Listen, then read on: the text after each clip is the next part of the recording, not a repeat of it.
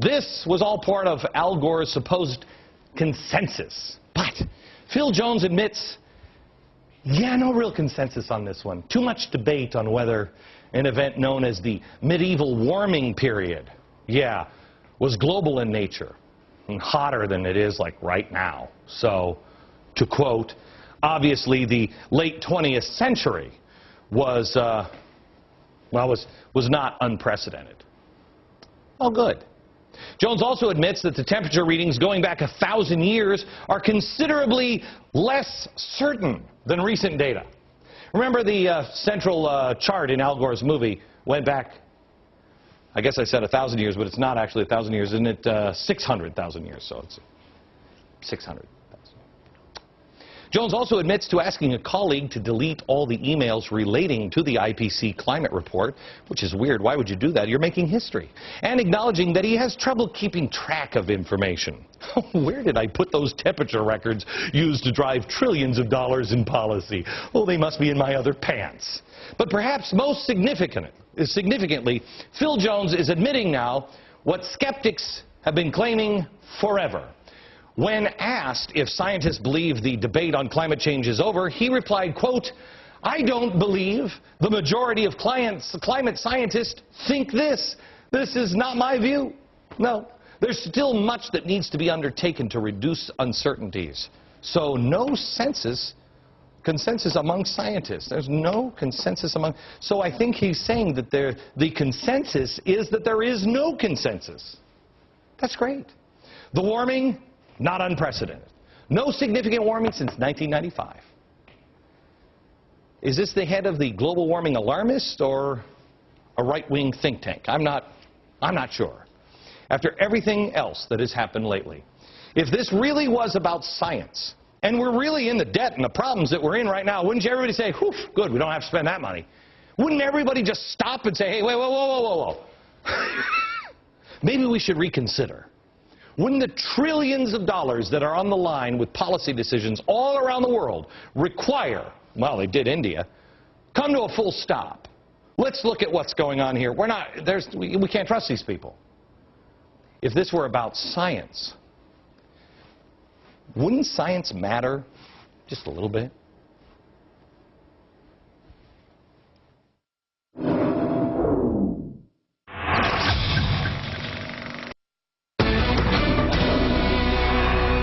I have a couple of interns on my radio program, and I'm not going to out them because one goes to Columbia and the other one goes to to NYU, and they're like, can we be in the Glenn Beck Witness Protection Program? We don't want anybody to know we're working for you. And they told me, they said, we didn't even know that it was President's Day today. We knew about Valentine's Day because there's signs up all about how not to get venereal diseases all last week, but nothing about President's Day. I remember Washington's birthday and Lincoln's birthday. Now President's Day, I mean, I would expect kids to say, well, is it Barack Obama's birthday? No, Abraham Lincoln. Louis Lehrman, presidential historian and author of Lincoln at Peoria, The Turning Point. I want to spend a couple of minutes on Abraham Lincoln today with you, and thank you so much. You are the voice and authority on Lincoln. Help me out on Lincoln. If he saw what we were doing today, if he saw the country today, what would he say? Well, he would have been astonished by two things. Today, he would tell us that this is not President's Day, but that this is a statute of the United States Congress making today the celebration of Washington's birthday. And that even the 1968 statute, which updated the 1879 statute, insisted that the third Monday of February would be Washington's birthday. And this is because Lincoln revered the founders. Now, when you say that, because let me just push back a bit, because you say that he revered the Constitution. I've read both sides of it. I think, well, I know I do. I come down on Lincoln's side, that Lincoln was the guy who saved us, and he did revere the Constitution. He was a man in progress. You know, when he first came in, I have no intention nor any desire to free the slaves, and that changed as he went along. And I think he really, truly found himself. Agree or disagree so far? Oh, I agree that he did not have an intention to free the slaves because he had no power, having given an oath of office that's prescribed for him in the Constitution to defend, protect, and preserve the United States Constitution. Okay. And that meant that he did not have the authority to change the arrangements that the Constitution had designed. There are some people that say that Lincoln was, and I'm not one of these people, that Lincoln was one of the guys who really caused this whole mess. That he was the first one that put the nail in the coffin, beginning to drive nails into the coffin of the Constitution, because he said, I'm going to be a big state government, not an individual state. State with an S, a capital S, not a small s. You agree or disagree? I disagree. Lincoln embraced the rights of states as ordained by the Constitution. The states had certain rights delegated to them by the Constitution, and the federal government had certain rights delegated to them. Okay. The rub came when the states wanted to persist in expanding slavery into the territories of the United States. Right. But Article 4, Section 3 of the Constitution of the United States gives the power to the federal government to prescribe the rules for the territories of the United States. And the federal government, from the time of General Washington, even before, tried to put slavery in the course of ultimate extinction. The Northwest Ordinance prohibited slavery in the Northwest Territory. So Lincoln believed he was following the founders in putting slavery in the course of I agree with that extinction. 100%. Now, let me take it one step further when we come back. Hang on just a second.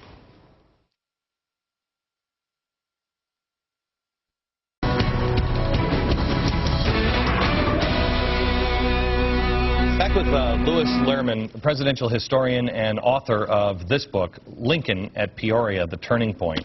By the way, I have to tell you something. As an audience, you should know this. Last week, I mentioned 3 books on the air. I said, everybody should, this is a must-read. Everybody should read this. I had this guy on and talked about this, said it was the most evil book I've ever read. Friday, all 3 of these were in the top 10. This one's still, I think, #1 on Amazon.com. This one is, I don't even know where, but these were all 3 in the top 10.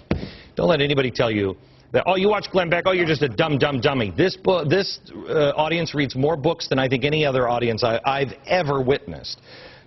Now, this is the next one here, Lincoln at Peoria. Okay. If California has to be bailed out, how is it that states who have lived within their means would have to bail them out and bring themselves down and just collapse themselves? Because you're not going to be able to bail out California. How is the Constitution a suicide pact in that way? Because this is what Lincoln settled. There's no way out.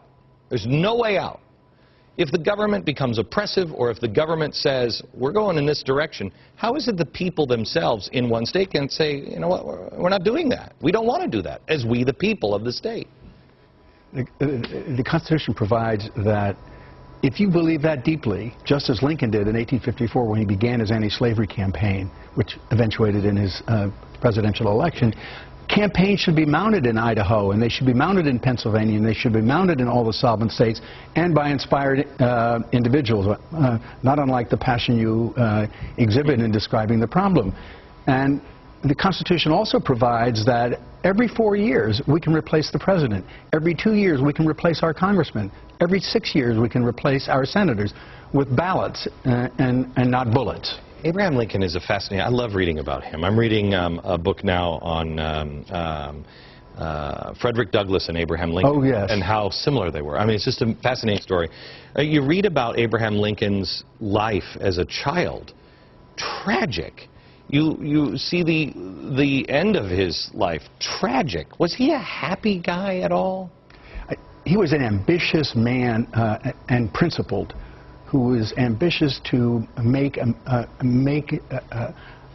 name for himself, a reputation of honor. And from the earliest years, he got the name Honest Abe because he developed his own character. Why do we have I walked 5 miles to return a penny or whatever, when he has real stories that are so good, like, for instance, when he broke off his engagement with Mary Todd? Well, that was an affair of honor.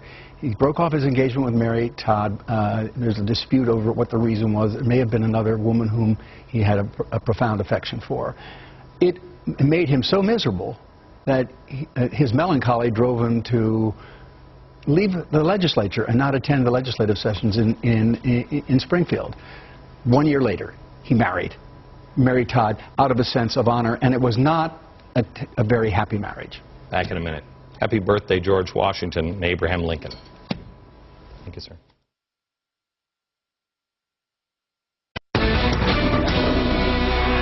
I have to tell you, to fix America, we're not going to find just a politician to fix it. We need to fix ourselves. I announced today, and tickets went on sale today, that I'm doing a special program. First one is March 27th at the UCF Arena in Orlando, and then April 10th at the Jobbing Arena in Phoenix, Arizona. It's called an American Revival. You can find out all the ticket information at glennbeck.com.